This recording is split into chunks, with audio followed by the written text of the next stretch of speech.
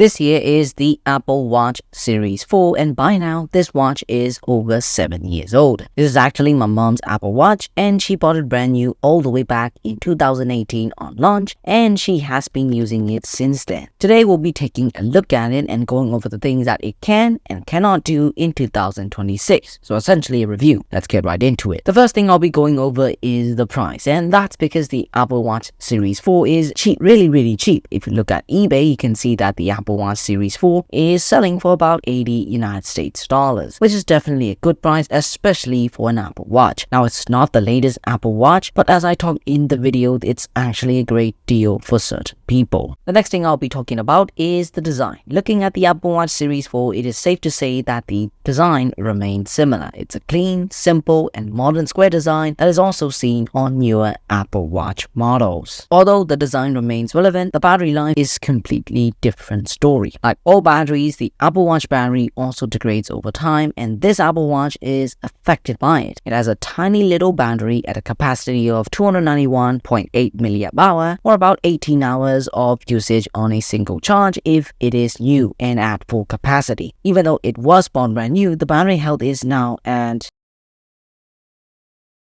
and let's just say that the battery life isn't great. Now, the solution to the battery problem is to get a replacement or get a used Apple Watch that already has a good battery if you're buying it right now in 2026. Depending on where you live, there might be a repair shop, an Apple authorized service provider, or an Apple store that might be willing to do a replacement. But it is rare, especially because the Apple Watch Series 4 is quite old. However, I found a place online that would do a replacement for about 60 to 70 pounds, which is roughly between 82 and 95 USD.